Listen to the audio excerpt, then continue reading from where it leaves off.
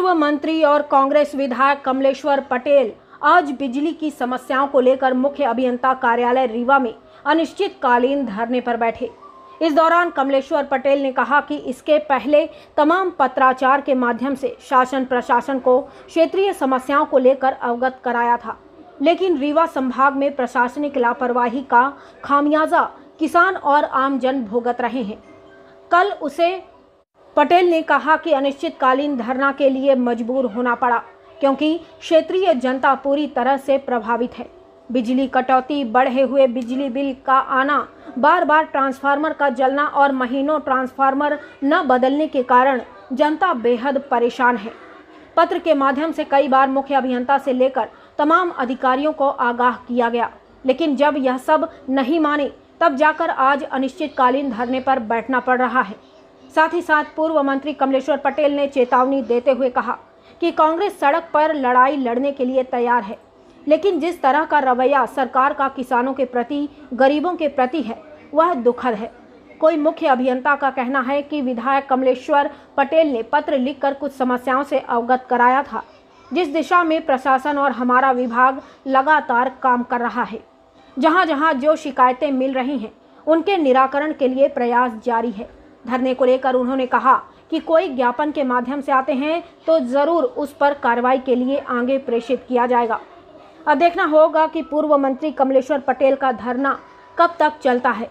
धरने में रीवा कांग्रेस, सतना कांग्रेस, सीधी कांग्रेस के साथ ही युवा कांग्रेस के कई पदाधिकारी और कार्यकर्ता शामिल हुए।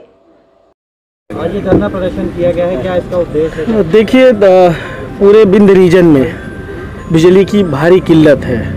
लोग बहुत परेशान हैं, महीनों से ट्रांसफार्मर जले हैं। हमारे सिहावल विधानसभा क्षेत्र में ही आज की डेट में 73 ट्रांसफार्मर जले हुए हैं और ये 4 महीने, 6 महीने, 2 महीने से जले हुए हैं। समय पे बारिश नहीं हो रही है, बिजली मिल नहीं रही है, बिजली बिल की वसूली जारी है, अवैध मनमानी वसूली जारी है। जहां ट्रांसफार्मर जले हैं वहां भी बिल जा रहा है। मीटर रीडिंग लेने के लिए जाता नहीं है, मनमानी बिलिंग हो रही है।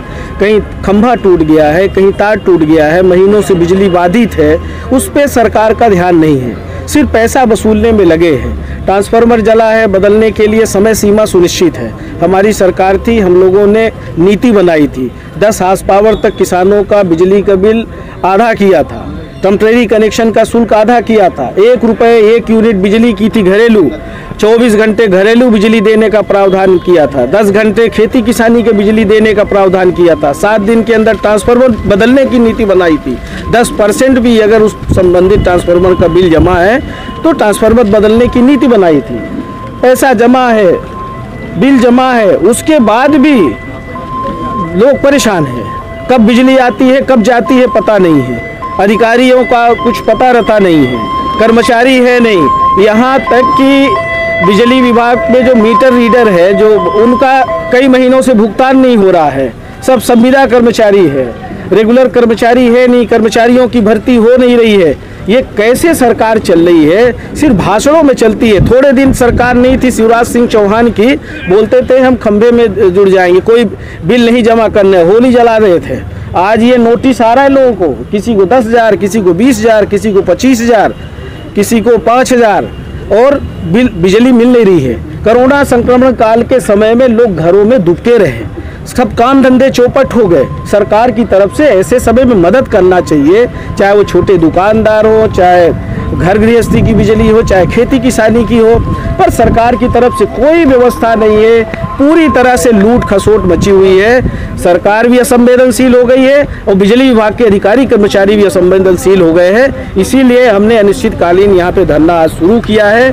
देखते हैं सरकार का क्या रवैया रहता है, बिजली विभाग के अधिकारी कर्मचारियों का क्या रवैया रहता है, क्या व्यवस्था बनाते हैं, क्योंकि हम सब विपक्ष में लोग हैं। हमारी जिम्मेदारी है कि हम सरकार को जगाएं। अगर सरकार सो रही है, सरकार में बैठे अधिकारी कर्मचारी सो रहे हैं, मंत्री मुख्यमंत्री सो रहे हैं, तो विपक्ष के जनप्रतिनिधियों की जिम्मेदारी बनती है कि जनता को लाभ दिलाने के लिए। ये पूरे जिले में, पूरे संभाग में यही स्थिति है और हम कहते हैं हजारों की संख्या में ट्रांसफार्मर जले, ट्रांसफार्मर है उसके बाद भी नहीं बदले जा रहे हैं। ये क्या हो रहा है, ये समझ से परे है।